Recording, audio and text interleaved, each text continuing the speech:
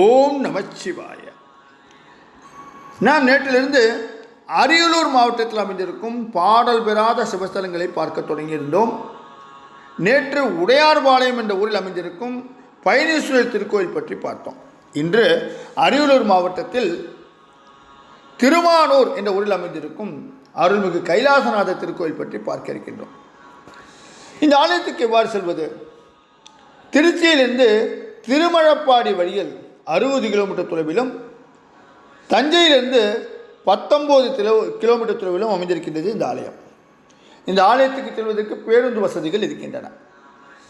இந்த ஆலயத்தின் மூலவர் கைலாசநாதர், தாயார் காமாட்சி அம்மன், தலவிருட்சம் வில்வம், தீர்த்தம் கொள்ளிடம். இந்த தலத்தின் சிறப்பு என்ன? இந்த திருக்கோவிலில் சுவாமியையும் அம்பாளையும் ஒரே இடத்தில் இருந்து தரிசனம் செய்யக்கூடிய சிறப்பை கொண்டிருக்கின்றது. தென்முக கடவுளாம் தட்சிணாமூர்த்தி சின்முத்திரை, ஜபமாலை, இடது கையில் ஓலைச்சுவடி, உடுக்கை, அக்னி பிறப்பு ஆகியவை தன் கைகளில் ஏந்தி காலடியில் முயலகன் மீது கால் பதித்திருக்கின்றார். முயலகன் கையில் கத்தியும் கேடயமும் இல்லாமல் பாம்பு இருக்கின்றது. எனவே இங்கே இருக்கின்ற தட்சிணாமூர்த்தி நாகதோஷ மூர்த்தியாக விளங்குகின்றார். இந்த திருக்கோவிலின் வடமேற்கு மூலையில் ஜேஷ்டாதேவி, வராகி மற்றும் சாயாதேவியோடு அந்த ஜேஷ்டாதேவி காட்சியளிக்கின்றார். லக்ஷ்மி தேவியை வழிபடுவதால் வரும் செல்வத்தை நிலைநிறுத்த ஜேஷ்டாதேவியை நாம் வணங்க வேண்டும்.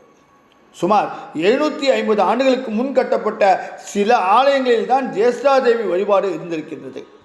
அந்த வகையில் இந்த ஆலயம் மிகவும் தொன்மையானது என்பது தெரிய வருகின்றது. இவனை வழிபட்டால் செல்வம் நமக்கு தங்குகின்றது, மனச்சோர்வு நீங்கி மன அமைதி நமக்கு கிடைக்கின்றது.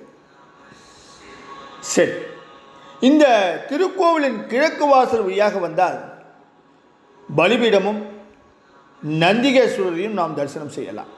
பிறகு விநாயகர், மூலவர் கைலாசநாத சுவாமி, கிழக்கு முகமாக காட்சியளிக்கும் இந்த சிவபெருமான், காமகோட்ட செல்வியாம் காமாட்சி அம்மன் தெற்கு முகமாக காட்சி அமைக்கப்பட்ட சிறப்பை கொண்டிருக்கின்றார். இவர்களை எல்லாம் சந்தித்து நாம் தரிசனம் செய்து ஒரே நேரத்தில் நம்மால் மிகச்சிறப்பாக தரிசனம் செய்ய முடிகின்றது. அதாவது சிவபெருமானையும் காமாட்சி அம்மனையும் ஒரே நேரத்தில் நம்மால் தரிசனம் செய்ய முடிகின்றது. சுமார் 2.5 ஏக்கர் பரப்பளவில் கட்டப்பட்டிருக்கின்றது இந்த ஆலயம். 2 பிரகாரமும் 2 வாசலும் கொண்டிருக்கின்றது. சரி, இந்த ஆலயத்தில் நாம் என்ன விசேஷ பிரார்த்தனை செய்து கொள்ளலாம்? அமாவாசை தோறும் சிறப்பு அபிஷேகம் செய்து வழிபட்டால் செல்வம் பெருகும் என்பது நம்பிக்கை. இந்த திருக்கோவிலில் இருக்கின்ற செப்பு திருமணிகள் பிற்கால சோழர்களின் கலை அம்சத்தின்படி அமைக்கப்பட்டிருக்கின்றன. மேலும் 1791ஆம் ஆண்டு அரியலூர் ஜமீன்தார் ஒப்பில்லாத மழவரையார் என்பவர் பல திருப்பணிகளை இந்த ஆலயத்துக்கு செய்திருக்கின்றார். இந்த ஸ்தலத்தின் தலவரலாறு என்ன? 900 வருடங்கள் பழமையான இந்த ஸ்தலம் சோழ மாமன்னர் கண்டராதித்ய சோழனின் மனைவியான செம்பியன் மாதவியரால் கட்டப்பட்டது. பிற்காலத்தில் பாண்டிய மன்னர்களால் திருப்பணி செய்யப்பட்டிருக்கின்றது. வான் பொய்ப்பினும் தான் பொய்யா சோழவள நாட்டின் கண்வற்றாத ஜீவநதியான கொள்ளிடம் ஆற்றின் வடகரையில் அமைந்த திருமூர்த்தியான தியாக வினோதானாற்றூர் என்பது திருமாநல்லூர் என்றாகி பின் மருவி திருமானூர் என்றானது என்று சொல்கின்றார்கள்.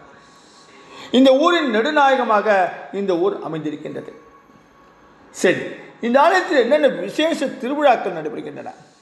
சித்திர வருடப்பொறுப்பு, மாதாந்திர பிரதோஷம், வைகாசி விசாகம், ஆணி திருமஞ்சனம், ஆடிபூரம், விநாயகர் சதுர்த்தி, நவராத்திரி, விஜயதசமி, தீபாவளி, அன்னாபிஷேகம், திருக்கார்த்திகை தீபம், திருவாதிரை, சங்கராந்தி, மாசி மகம் மற்றும் பங்குனி உத்திரம் போன்ற விழாக்கள் மிக விமர்சையாக நடைபெறுகின்றன.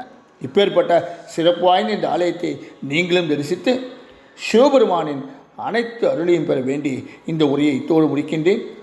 நாளை அரியலூர் மாவட்டத்தில் அமைந்திருக்கும் வேறொரு பாடல் பெறாத சிவஸ்தலத்தில் உங்களை சந்திக்கின்றேன். ஓம் நமச்சிவாய.